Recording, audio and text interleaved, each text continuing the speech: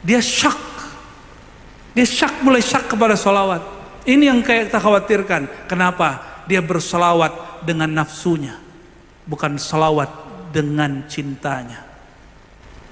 Kalau datang ke Rasulullah yang diadukan masalah jabatan, masalah kerja, eman nggak? Kalau ketemu Rasulullah yang diminta syafaat tidak hanya di dunia, yang paling penting di akhirat, terbayar. Kita merindukan surga bukan karena surganya lagi, tapi karena di surga bertemu Rasulullah sallallahu alaihi wasallam. Karena di surga nanti diizinkan memandang wajah Rasulullah. Jika setelah memandang wajah Rasulullah baru sanggup memandang wajah Allah. Amalu fa kullun muyassarun lima khuliqalah. Kalian beramal saja, jangan pikirkan ilmu Allah.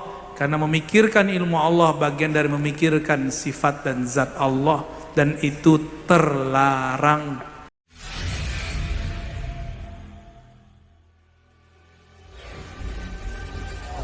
Yang kedua, tentang apa tadi? Bisakah saya mengambil ilmu dari YouTube? Boleh. Yang dari Abu Ya Azhari? Tafadhol, tonton aja ya. Kalau baik ambil, kalau kurang berkenan tidak usah didengar ya.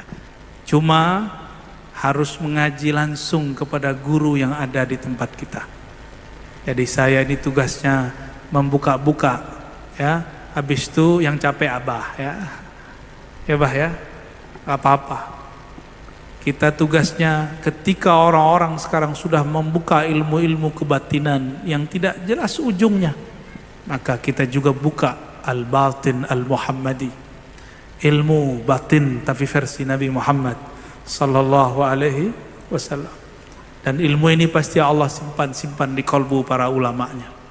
Jadi silakan, tapi syaratnya ngaji ke ulama tempatan, ambil talqin dari mereka, ambil khalwat kepada mereka ya. Wallahu a'lam bishawab. Khalas. Yang ketiga, semoga Abu Ya Azhari ridho kami semua yang hadir dijadikan murid. Azhari M Top. Ya, gak apa-apa ya. Saya bukan siapa-siapa. Siapa yang ingin menjadi murid, silakan. Siapapun yang ingin ngaji, tafadhal. Dan sah menjadi murid, baik lewat offline ataupun online ya. Yang penting kirimkan Fatihah untuk kita dan guru-guru ya. Insya Allah ruhnya akan bersama. Insya al arwah junudun mujannadah. Walaupun tidak bertemu fisik, bertemu ruh. Walaupun nanti tidak bersalaman, insya Allah bersalaman dengan kolbu. Insya. Jadi jangan sedih. Ada seorang murid ngomong begini kepada kawannya, kalau dia wali pasti dia salaman sama saya. Loh, lebih tinggi dia dong. Ya enggak? Ternyata tidak salaman sama dia. Akhirnya dia sekarang tidak tasdik, tidak percaya lagi dengan gurunya, dan bahkan menyerang gurunya. Ada yang begitu. Ente aja yang jadi wali ya enggak? Ngapain lu salaman sama dia? Kalau wali standarnya salaman sama dia, berarti kalau salaman sama dia sah jadi wali. Terus dia siapa dong? Sultanul Aulia dong. Syekh Abdul Qadir Jilani yang begitu. Ya. Kewalian itu standarnya bukan nafsu kita, bukan persepsi kita. Saya tawasul dulu nih, kalau dia wali pasti sampai. Jangan begitu nantang aulia, itu su'ul adab. Su'ul adab. 1-2 itu terjadi, diizinkan. Tapi nggak akan sering-sering begitu. Itu ujian para murid-murid ya. Jangan begitu ya. Belajar adab yang baik. Belajar adab kepada masyayikh ya. Wallahu a'lam bishawab. Udah cukup. Mungkin ada jamaah yang ingin bertanya. Sorry. Ngapunten Abu ya. Nggak salah nanya ke aneh. Rambut saya hanya menyampaikan ini. Rambutnya mau dibagi-baginya. Begini Abu ya. Beberapa waktu yang lalu, waktu saya di mobil berdua sama sahabat saya yang biasa kemana-mana sama saya. Ini belum ketemu sama Abu ya, ini mumpung ketemu Abu ya, jadi saya tanyakan langsung. Beliau bertanya, kok ini Kang, apa Abu ya Arozi bilang sholawat itu kayak unta gitu. Jangan sholawat itu kayak sholawat unta. Dan ini mohon dijelaskan karena kadang jamaah itu nggak paham sholawat unta itu apa. Karena setelah saya tonton YouTube-nya, ternyata Abuya itu bersama sahabat saya juga, yaitu Habib Abdurrahman Al-Atos di Bojonegoro itu. Saya itu dipahamkan jamaah yang di sini biar paham untuk bersolawat yang benar tuh bagaimana gitu. Ya, ya. Mungkin itu Abuya.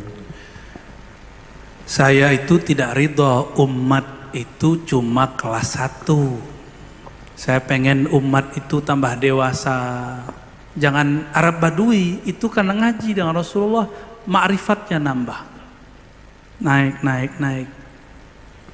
Awal-awal kita ajak orang sholawat, kita kasih tahu kalau sholawat utang terbayar. Jomblo dapat jodoh, itu awal-awal. Sakit sembuh, itu awal-awal.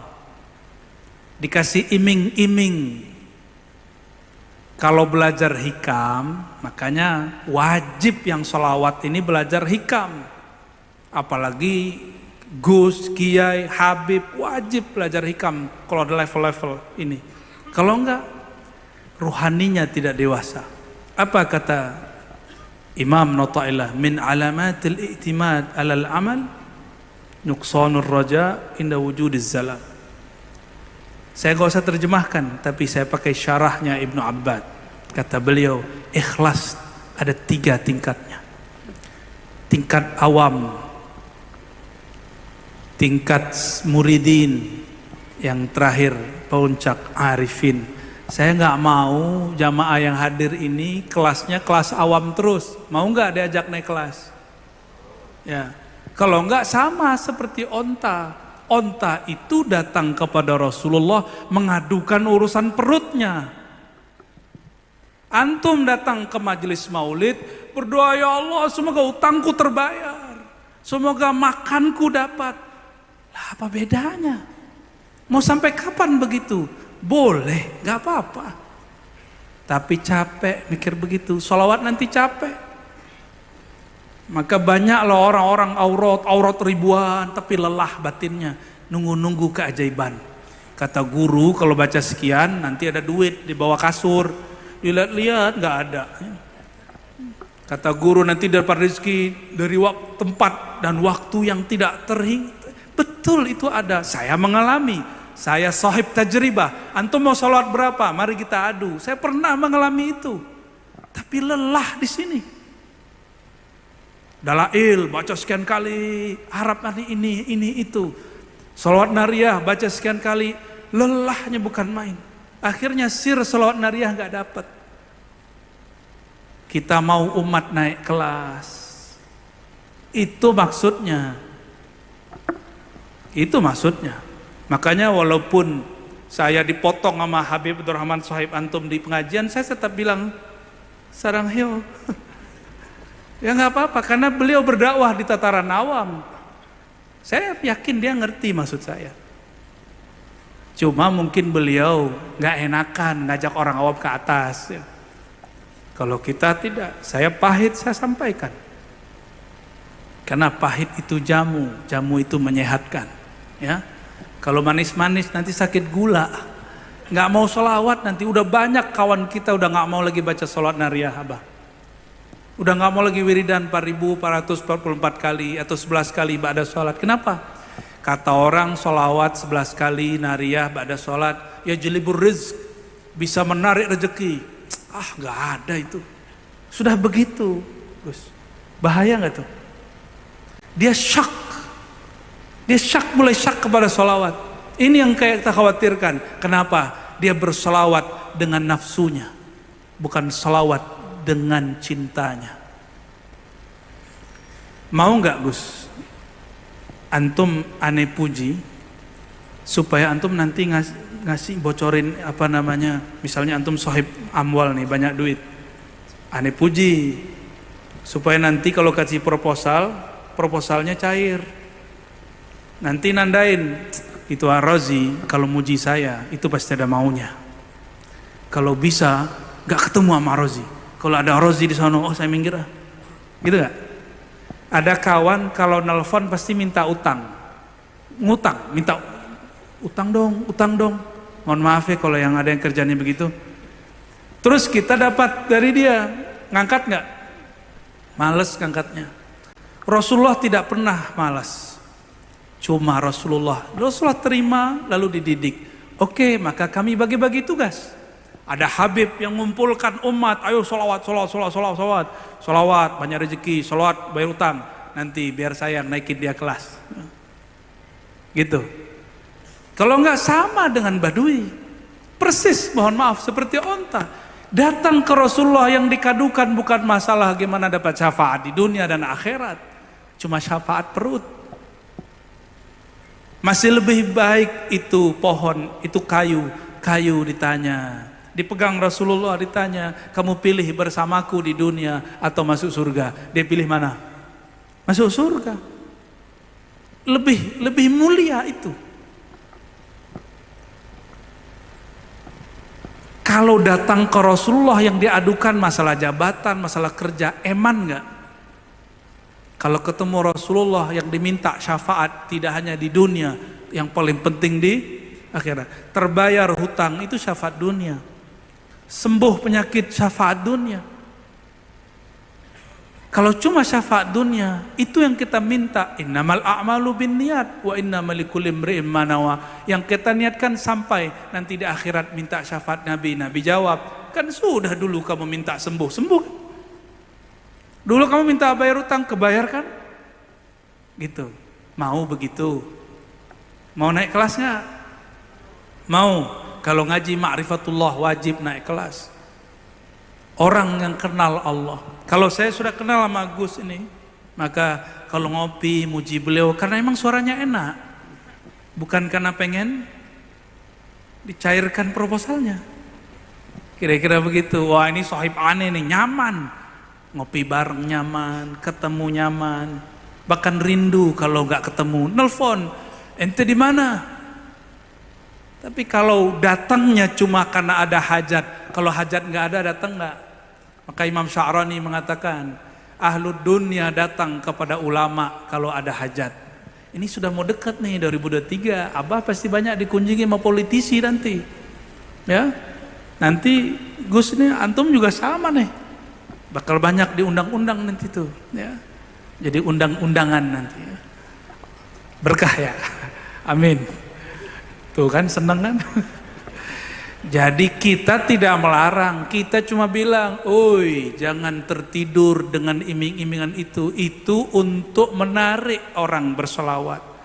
Kalau sudah solawat kita naikin. Maka ada namanya salawat muridin, ikhlasnya para murid. Murid ini sudah naik kelas, sholawat karena ingin tenang, ini loh Bang. Sholawat karena bertambah ma'rifat, sudah muridin. Orang-orang ini sudah oke, ini sudah tinggi, sudah kelas tinggi. Sholawat karena ingin batinnya, ruhnya, kolbunya bercahaya. Ini sudah tinggi. Tapi ada yang lebih tinggi dari itu. Orang-orang yang level 2, dia tetap mengedepankan dirinya tapi dirinya yang batin. Sedangkan kelompok pertama mengedepankan dirinya yang zahir. Lain dengan level 3, arifin. Dia nyembah Allah karena Allah layak disembah. Dia bersalawat kepada Rasulullah karena Rasulullah layak disalawatkan. Bukan karena dia ada hajat. Seandainya dia sakit, dia salawat, tidak sembuh penyakitnya, dia tetap salawat. Seandainya dia punya utang, dia sholawat, utangnya tidak lunas-lunas, dia tetap sholawat. Karena utangnya salah dia sendiri, bukan salah Rasulullah Sallallahu Alaihi Wasallam. Faham maksud saya? Maka saya tidak marah kepada orang-orang yang mengajarkan itu. Cuma saya gregetan kalau dibiarin begitu. Ya. Bukankah di Quran diajarkan afala taqilun? Apakah kalian tidak berpikir? Disuruh mikir, bukan hanya dibuat khayal-khayalan pahala. Disuruh kita mikir. Dan akal itu hobinya mengenal. Bertambah pengenalan, bertambah kecil terlihatnya pahala. Kita merindukan surga bukan karena surganya lagi, tapi karena di surga bertemu Rasulullah. sallallahu alaihi wasallam. Karena di surga nanti diizinkan memandang wajah Rasulullah. Jika setelah memandang wajah Rasulullah baru sanggup memandang wajah Allah. Jadi saya rindu surga bukan karena mau kawin sama bidadari. Di sini juga banyak perempuan. 70 ada bidadari, terus bunuh orang, ngebom orang, ya kurang itu ya. Mending di dunia. Di sorga itu kita ingin rindu masuk sorga karena satu hal yang mahal. Di sana ada Rasulullah Sallallahu Alaihi Wasallam. Kalau tidak ada Rasulullah Sallallahu Alaihi Wasallam, saya tidak akan merindukan surga. Ternyata beliaulah inti dari surga itu. Beliaulah surga yang sebenarnya. Beliaulah ruhul jannah. Ruhnya surga itu beliau. Maka kalau ada kajian hakikat mengatakan tidak usah harap surga, itu maksudnya surga materi, surga syahwat. Maksud mereka, ayo harapkan ruhnya surga. Itu maksud saya, Gus. Ya. Jadi jangan salah faham. Kalau antum mau salah faham, silakan. Kalau mau lain faham, apalagi saya paling terbuka dengan orang berbeda faham. Ya. Dari awal kita berdakwah tahun-tahun 2008, saya mulai dakwah terbuka ngaji kitab 2008, dan kita sudah siap berbeda karena al-ikhtilaf rahmah. Berbeda itu rahmat. Karena mungkin tidak semua orang juga sanggup mencerna yang kita kalamkan. Mungkin senang diiming-imingi, yo sholawat, sembuh penyakit, pulang-pulang nggak sembuh, malah tambah sakit. Di hati was-was loh. Saya mengalami itu. Maka Bapak Saudara, para asatiz, mari sama-sama mendewasakan umat. Sepakat nggak? Mari sama-sama kita mengedukasi umat. Karena ini perintah amanah ilahiyah. Afala taqilun? Apakah kamu tidak berakal berfikir? Barangkali itu, ya. Jadi majelis sholawat terus lakukan. Antum kan bukan onta tuh, ya. Kan ngaji ma'rifat dengan beliau. Ngaji ma'rifat gak ada masalah. Lanjutkan itu. Ya. Wassallallahu ala nabiyina Muhammad. Khalas. Salam. Habib Abdurrahman, Masya Allah. Mana Habibnya? Habib, sarang hiyo Habib. Mohon maaf Abu ya, ada mungkin satu pertanyaan lagi dari jemaah. Fadal, fadal. Assalamualaikum warahmatullahi taala wabarakatuh. Assalamualaikum warahmatullahi wabarakatuh. Mohon izin ayahanda Kiai Haji Jumiri Dahri, saya ingin menyampaikan sesuatu pencerahan. Saya minta pencerahan kepada Abu ya. Sebenarnya tadi malam saya ingin sampaikan, cuman karena kesempatan tidak ada. Tapi saya pikir tausiah atau kajian malam ini satu rangkaian dengan kajian yang tadi malam, karena tujuan dan maksudnya hanyalah satu, yaitu pengenalan kepada Rasul dan Allah Subhanahu wa taala. Tadi malam Abuya menyampaikan tentang ihsan, iman, kemudian rasa. Mohon pencerahannya Buya. Apa bedanya rasa dengan yakin? Terima kasih. Demikian. Wassalamualaikum warahmatullahi wabarakatuh. Waalaikumsalam warahmatullahi wabarakatuh. Itu Abah yang jawab kali. Ayo Abah jawab, Bah. Nanti saya ngikut, Bah. Toplah. Izin, Bah ya. Di Quran, Bismillahirrahmanirrahim. Wabil akhirati hum yuqinun. Dan terhadap akhirat mereka yakin.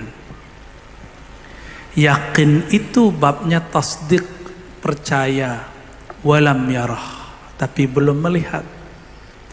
Kalau rasa itu sudah menyaksikan dengan rasa.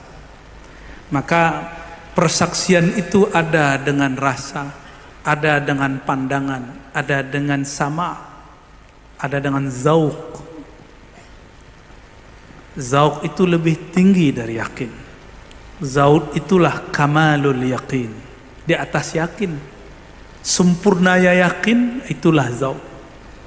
Ini yang dikatakan oleh Imamuna Hujjatul Islam Abu Hamid Al-Ghazali sahib Ihya Ulumuddin. Apa kata beliau? Man zaqa arafa. Siapa yang merasakan zauknya, dia telah bermakrifat. Wa man lam yadhuq lam yadri lam ya'rif. Siapa yang belum melewatinya, menzauqinya, dia belum betul-betul bermakrifat. Maka ada makrifat, ada tasdik. Tasdik itu puncaknya yakin, namanya ilmu yakin. Tapi kalau zauq ini puncaknya disebut musyahadah. Mahiyal musyahadah? Al musyahadah hiya haqiqatul ihsan an ta'budallah ka'annaka tarah. Musyahadah itu hakikatnya ada pada ihsan. Engkau beribadah, engkau bersolawat seakan-akan menyaksikannya. Itu dia, ya. Makanya ada indikator-indikator Nabi hadir itu ahli-ahlinya tahu, ya. Ada simbol-simbolnya ada. Nah itu nanti ngaji sama Abah lah, ya. Itu terjawab oleh beliau pasti. Jadi lain yakin dengan zauq.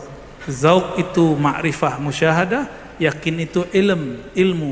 Ilmu itu ada akliyat, ada yang taklidat, ada yang akli, dia cari sendiri. Itulah orang-orang kampus, orang-orang pesantren yang ahli baca kitab kuning, orang-orang filsafat, orang-orang ahli kalam. Ilmunya akli, teori-teori di kitab masuk akal bagi dia. Ada yang taklid, kata guru saya udah cukup, itu sah. Tapi sayang sebagian mereka tidak sampai kepada zauq. Kalau tidak sampai cukup katakan saya tidak tahu, jangan katakan tidak ada. Cuma sayang banyak yang kemudian salah adab. Dia tidak tahu, dia katakan tidak ada.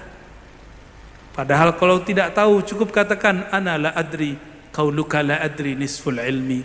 Mengaku tidak tahu itu separuh pengetahuan. Itu perkataan Imam Malik radhiyallahu taala anhu. Barangkali itu Pak ya. Wallahu alam bissawab. Cukup ya. Kaki saya sudah mulai kesemutan. Dia ngomong, yang di bawah juga udah mulai kesemutan. Gimana? Mau ada satu lagi? Ibu-ibu satu. Mungkin terakhir ya, satu jamaah dari wanita. Aduh, Masya Allah. Untung ibu saya perempuan. Baik, tafadhal. Allahumma sholli ala Muhammad.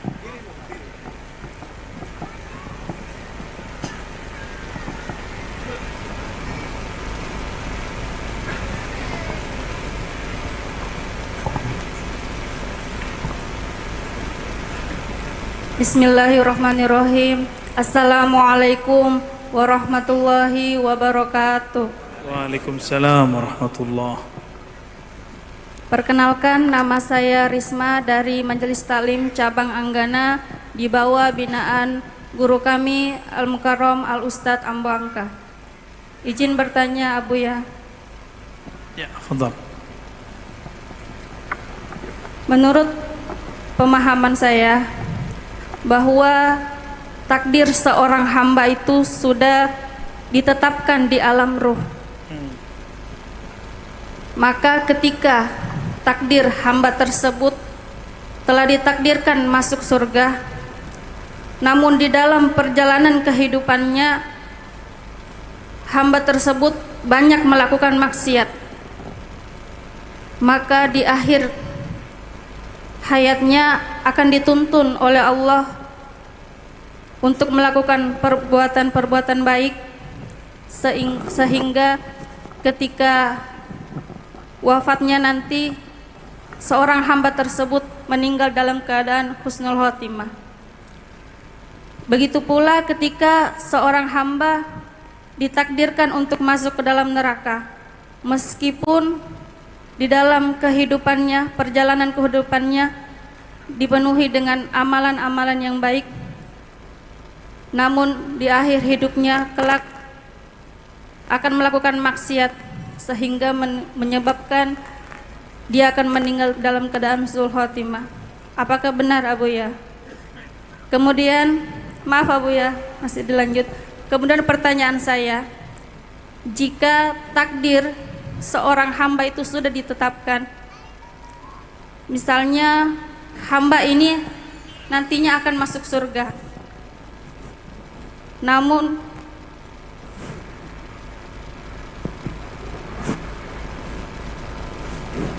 lalu untuk apa hamba ini masih harus berdoa? Bukankah Allah sudah menskenarokan kehidupannya kelak dia akan masuk surga? Atau dalam misalnya hal dunia, seorang hamba ini akan sukses dalam kehidupan dunianya, maka untuk apa lagi hamba tersebut harus berdoa? Karena walaupun tanpa berdoa itu akan tetap didapatkan surga itu dan kesuksesan dunia itu. Baik itu ya. saja Bu ya. Bu Assalamualaikum Risma, warahmatullahi wabarakatuh. Ya. Salam. Baik Bu Risma, ngajinya panjang ya. Bu Risma, bener, bukan Bu Risma Surabaya kan? Bu Menteri sekarang ya. Pertama tentang takdir. Takdir itu ilmu Allah yang Allah turunkan ke Lauh Mahfuz. Ilmu Allah lebih luas dari Lauh Mahfuz. Dan itu ditetapkan sebelum kita lahir. Betul. Itu kan di sana, bukan di sini. Jangan bawa hukum sana ke sini. Di sana ilmu Allah, di sini ilmu makhluk.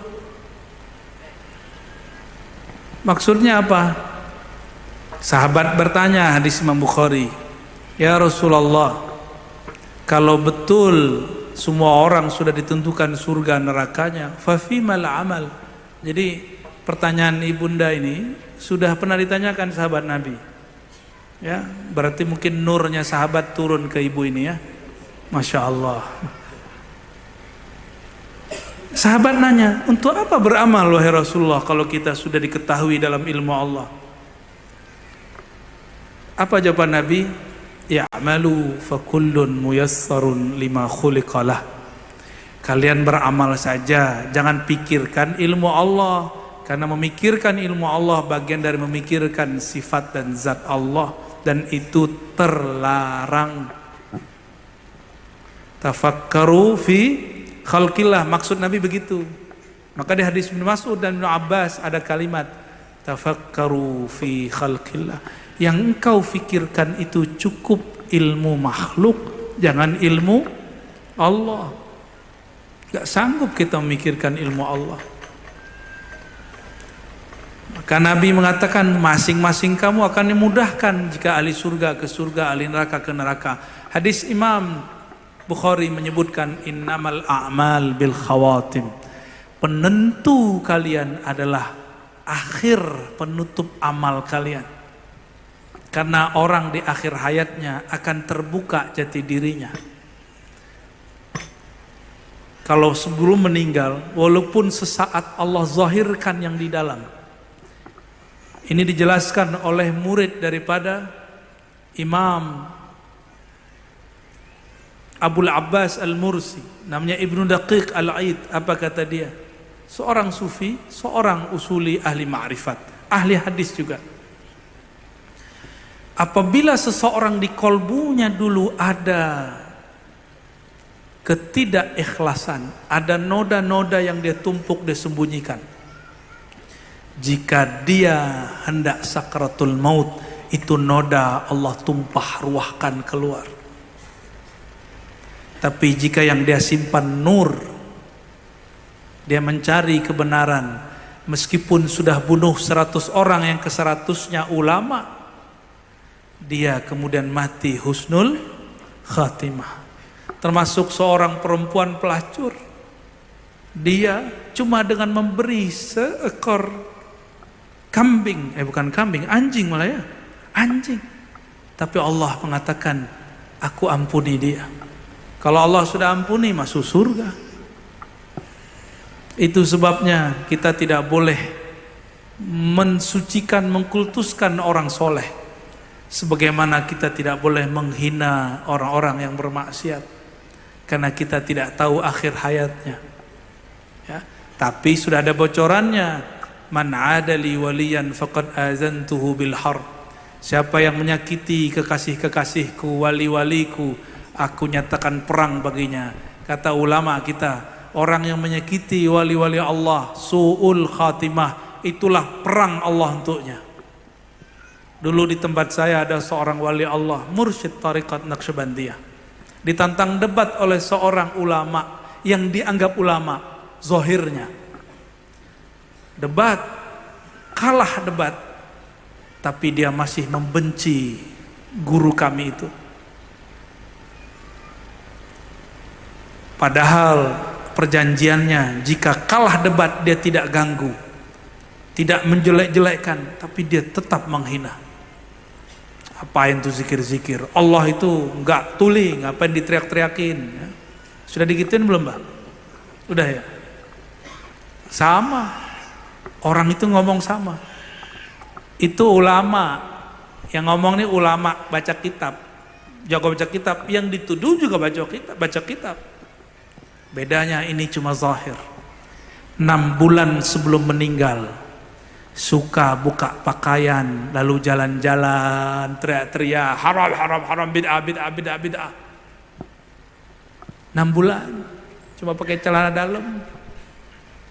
Kayak orang gila, Allah buka isi batinnya. Karena dia sudah melanggar janjinya kepada seorang ahli zikir. Kita nggak doain begitu, ya. Itu orang-orang yang nyakitin para aulia. Kita cuma mendoakan, semoga Allah membuka hati kita semua. Karena kita juga nggak merasa suci kok.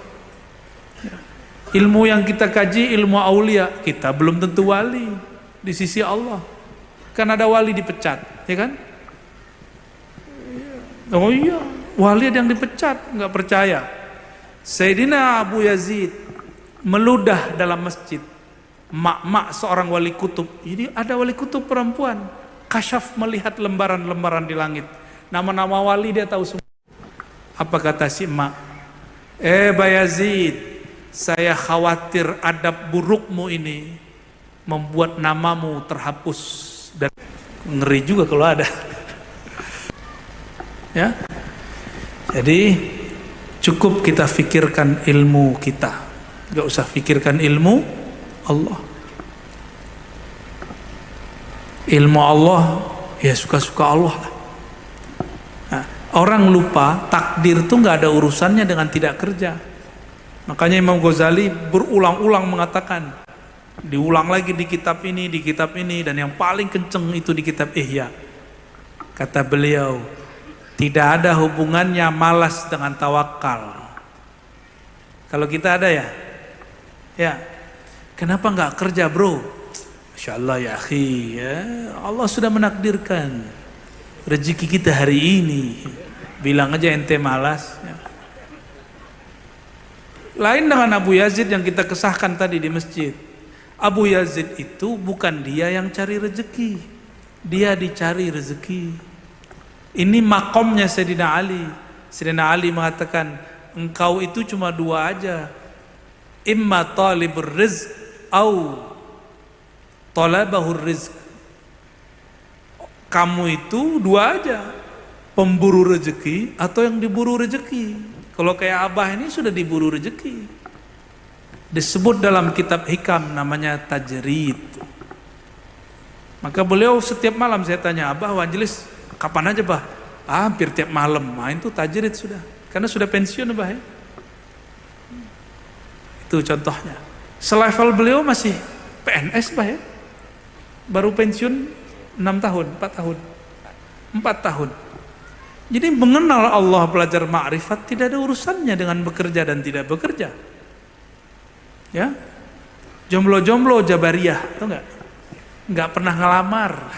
Nunggu dilamar, ya salam. Ente bukan Nabi Muhammad, dilamar sama Khadijah.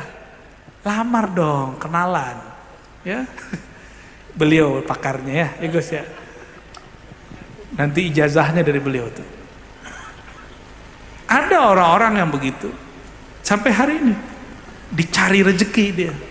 Bukan dia yang mencari rezeki. Kenapa dia dicari rezeki? Karena kolbunya bersama Sang Maha Pemberi rezeki. Qalbuhu ma'ar razzaq. Kita ini kenapa lelah mencari rezeki? karena hati bersama rezekinya. Orang ini bekerja sama-sama, dia berangkat sama, dagangnya sama, bedanya ini dikejar, ini mengejar. Itu aja bedanya. Jadi tidak ada alasan iman kepada takdir lalu tidak bekerja, tidak beramal. Dan terakhir tadi, kalau Allah sudah tentukan, untuk apa berdoa? Berdoa nggak ada urusannya sama takdir. Berdoa itu urusannya munajat hamba. Gimana dengan hadis? Tidak ada yughayyirul qada, la yughayyirul qada illa doa. Tidak merubah qada kecuali doa. Bagaimana dengan hadis ini? Saya tanya balik, kita berdoa itu takdir bukan? Takdir bukan? Orang berdoa itu dengan takdir Allah atau takdir dia sendiri? Nah, maka Ahlus Sunnah itu antara dua aliran. Ada aliran namanya Qadariyah. Qadariyah itu mengatakan Allah itu setelah menciptakan makhluk, Allah berlepas diri. Si makhluk itu tanggung jawab dengan dirinya sendiri. Dia yang menentukan takdirnya sendiri. Pengen keren, tapi banyak tuh orang-orang Qadariyah miskin. Amr bin Ubaid miskin. Abu Hudzail al-Allaf jarang makan. Itu Qadariyah namanya. Nggak ada urusannya orang Qadariyah yang mengatakan takdir di tangannya lalu jadi kaya, nggak ada urusannya. Ada lawan Qadariyah namanya Jabariyah. Pemimpinnya namanya Jaham bin Sofwan.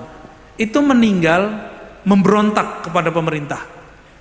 Kenapa dia Jabariyah tapi masih berontak? Apa arti Jabariyah? Ya ngapain usaha? Kalau ada orang maksiat kata dia dipaksa maksiat oleh Allah. Nahnu majburun. Kami dipaksa maksiat, kami dipaksa kerja.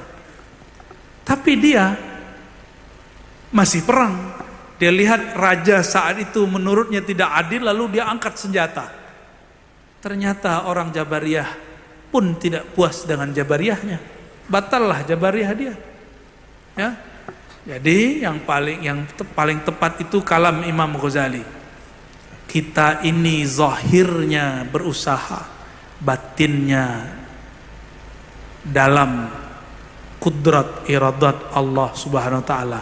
Karena ruang kita ruang yang zahir, berhukum dengan hukum zahir, kita katakan jika aku salah, aku yang salah ya Allah. Jika benar semoga diberi pahala oleh Allah. Tapi pada hakikatnya Allah lah yang menggerakkan. Perbedaannya antara ma'rifat iblis dengan ma'rifat Muhammadi ini sebagai penutup malam ini. Ya, hati-hati Ibu ya, Bu Risma. Risma dari mana Bu? Apa? Kangganawiyah gitu ya. Beda ma'rifat al-Muhammadi dengan ma'rifat iblisi. Apa bedanya? Adab. Sayyidina Al-Khidr ketika beliau ditanya oleh Sayyidina Musa, kenapa engkau bunuh anak kecil? Kenapa engkau rusak kapal? Kenapa? Jawabannya, tidaklah aku lakukan itu min amri, dari perintahku. Apa susahnya langsung mengatakan ini min amrillah, ini urusan Allah, ini perintah Allah. Tapi adab al-Muhammadi al-Khidri, ma'rifat Sayyidina Al-Khidr mengatakan itu bukan urusanku, itu bukan kehendakku, tapi juga tidak disebut kehendak Allah, karena tidak boleh haram secara hakikat menisbatkan keburukan kepadanya. Zindiq namanya. Jadi orang-orang yang mengatakan saya ini mabuk nih kan la haula wala quwata billah, ente zindiq. Oh saya ini ahli hakikat, mana ada ahli hakikat begitu ya?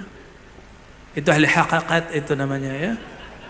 Nggak ada begitu. Ahli hakikat nggak ada batalin syariat sama sekali. Satu jengkal pun mereka tidak pernah meninggalkan syariat. Karena untuk sampai kepada hakikat mesti bersyariat. Allah sembunyikan hakikat itu dalam zahirnya syariat. Nggak mungkin dipisah-pisah. Tapi al-asal haqiqah wal far'u syariah. Begitu kata Imam Zarruq, dan itu sahih. Asal pokoknya syariat, cabangnya. Asal pokoknya hakikat, cabangnya syariat. Jadi adabnya Nabi Muhammad apa? Tidak menyebut keburukan dari Allah, meskipun segala sesuatu diciptakan oleh Allah Subhanahu wa taala. Paham lebih kurang ya? Insyaallah itulah oleh-oleh malam ini. Bulannya sudah menyapa kita. Alhamdulillah. Kalau boleh request ditutup dengan qamarun, ya boleh. Abah mau tambahkan? Kalau talqin ke Abah aja, Ustaz. Adab saya, kalau ada mursyid di satu wilayah, maka di wilayah itu ambil talqin kepada beliau. Gitu Ustaz. Jangan marah Ustaz ya. Tapi kalau Ustaz mau nanti datang ke seberang, ya, ngambil tabarruk. Nah, itu adab saya. Saya nggak boleh juga melanggar adab ini, ya. Nanti saya dimalahi oleh yang punya ilmu talqinnya, baginda Nabi Muhammad sallallahu alaihi wasallam. Sama kok, sama semua. Talqin ini kan bimbingan menyuapi murid kalimatullah sehingga masuk ke dalam kolbunya. Sama nggak jauh beda? Ya. Bahkan mungkin lebih tua beliau lah, lebih lama beliau mengamalkannya. Ya. Jadi yang ada di YouTube itu silakan diamalkan pantasnya untuk diamalkan. Selebihnya pemantapan silakan ambil dari di mana mursyid tempatan ada, ambil dari beliau. Ada syekh, ada ahli ma'rifat di situ, kembangkan di sana. Ya, begitu Pak Imam ya. Afwan. Barangkali itu karena saya harus siap-siap juga untuk berangkat. Mohon maaf salah dan kurangnya. Salam cinta kepada semua yang hadir. Semoga Allah kumpulkan kita bersama baginda Nabi Muhammad sallallahu alaihi wasallam zahiran batinan fid dunya wal akhirah. Allahumma arzuqna ru'yatahu fid darain. Allahumma arzuqna ru'yatahu fid darain. Ya Allah, berikan kami anugerah memandang nur wajah baginda Nabi Muhammad sallallahu alaihi wasallam. Assalamualaikum warahmatullahi wabarakatuh.